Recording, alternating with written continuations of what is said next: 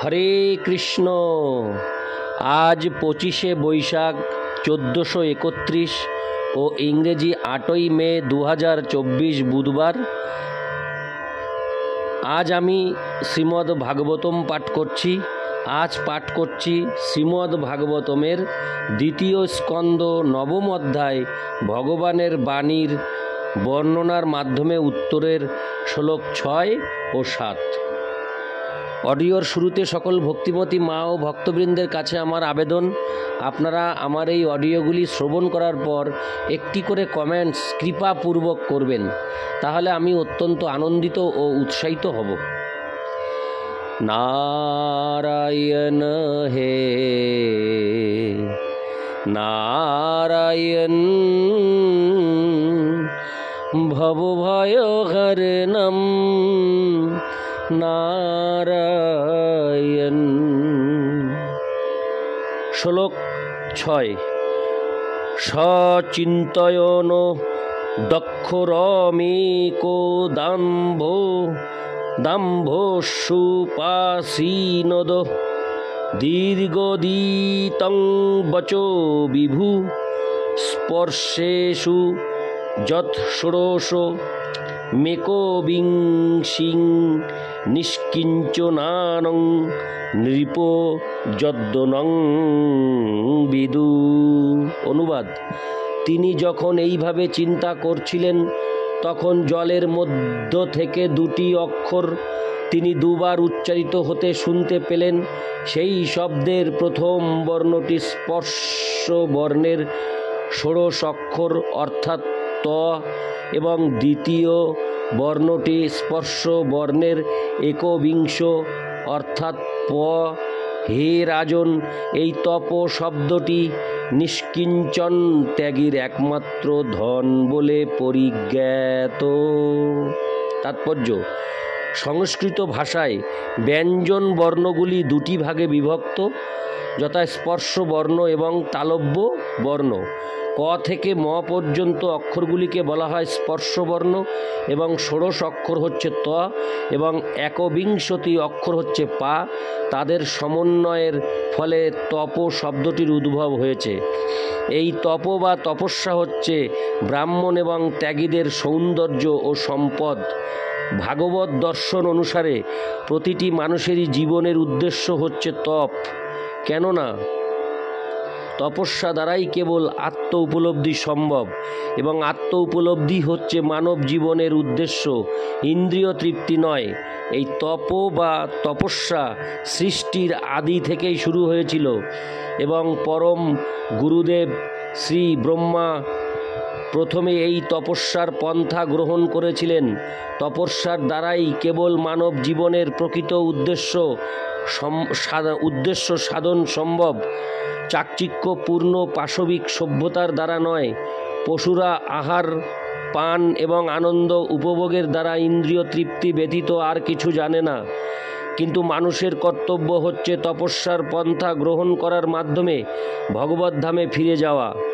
ব্রহ্মা যখন ব্রহ্মাণ্ডের জড় সৃষ্টির ব্যাপারে হতবুদ্ধি হয়ে তার কমলাসনের উৎস খুঁজে পাওয়ার উদ্দেশ্যে জলের অভ্যন্তরে গিয়েছিলেন, তখন তিনি দুবার তপ শব্দটি শ্রবণ করেন। তপস্যার পন্থা গ্রহণ হচ্ছে উপযুক্ত শিষ্যের দ্বিতীয় জন্ম। উপস্থিনত শব্দটি তাৎপর্যপূর্ণ। এই শব্দটি উপনয়ন শব্দটির সমান, অর্থাৎ তপস্যার পন্থা গ্রহণ করার জন্য শিষ্যকে সদ্গুরুর সমীপে আনয়ন।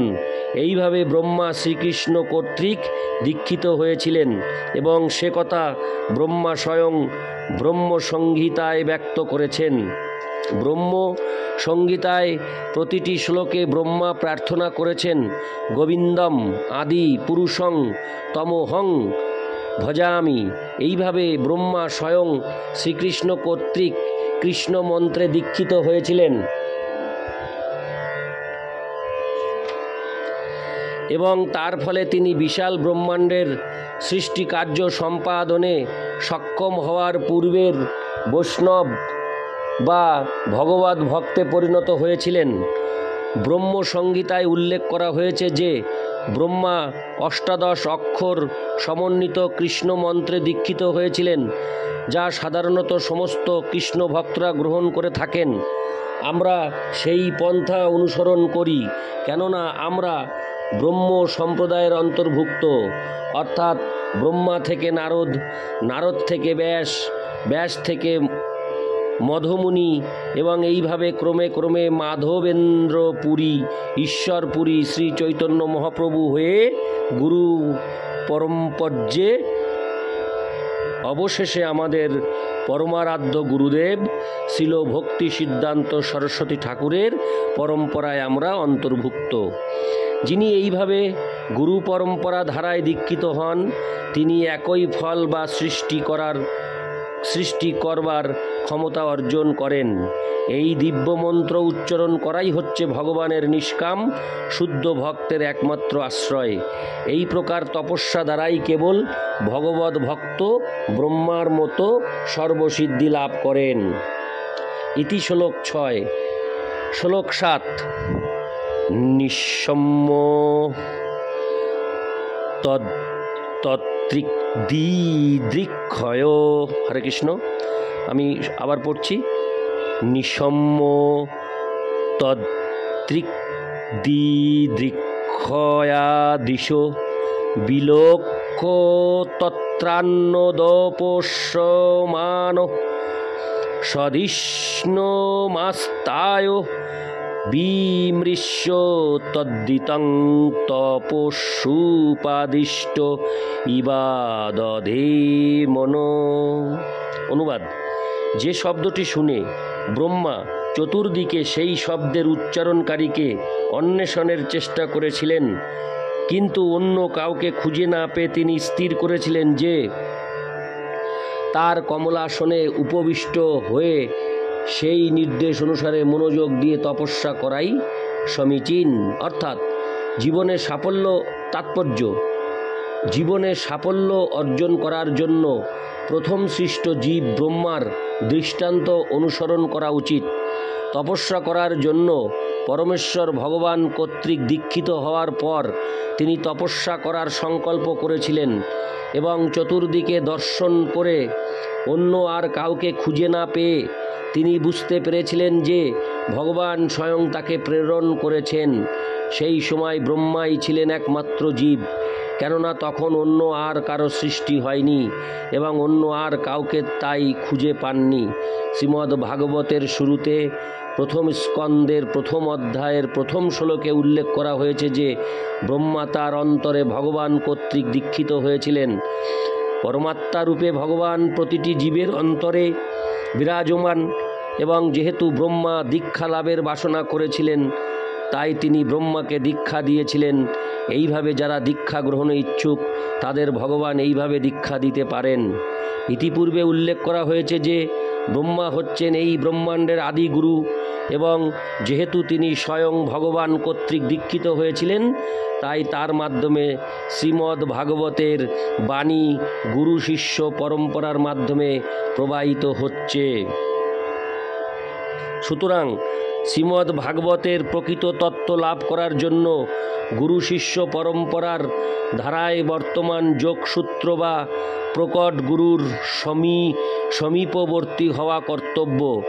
পরম্পরার ধারায় সদ্গুরু কর্তৃক দীক্ষিত হওয়ার পর ভগবত ভক্তি সম্পাদনের জন্য তপস্যা করা কর্তব্য, কিন্তু তা বলে কখনো মনে করা উচিত নয় যে তিনিও ব্রহ্মার মতো অন্তরে সরাসরিভাবে ভগবান কর্তৃক দীক্ষিত হবেন, কেননা এই যুগে কেউই ব্রহ্মার মতো নির্মল নন।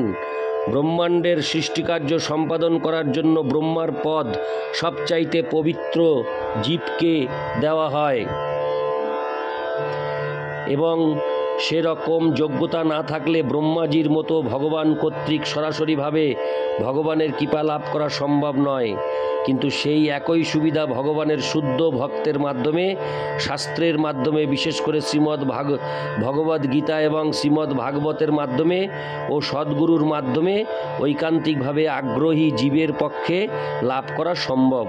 ভগবানের সেবায় অভিলাষী ঐকান্তিক ব্যক্তিদের কাছে ভগবান স্বয়ং সদ্গুরু সদ্গুরু রূপে আবির্ভূত হন।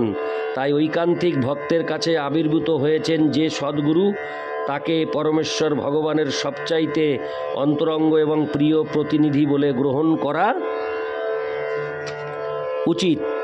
এই প্রকার সদ্গুরুর নির্দেশনায় কেউ যখন ভগবদ্ ভক্তি সম্পাদন করেন তখন নিঃসন্দেহে বুঝতে হবে যে তিনি ভগবানের কৃপা লাভ করেছেন। ইতি শ্লোক 7। অডিওর পরিশেষে সকল ভক্তিমতী মা ও ভক্তবৃন্দের কাছে আমার আকুল আবেদন, আপনারা আমার এই অডিওগুলি শ্রবণ করার পর একটি করে কমেন্টস করে আমাকে উৎসাহিত করবেন। আপনাদের শ্রীচরণে আমার এই কামনা। হরে কৃষ্ণ।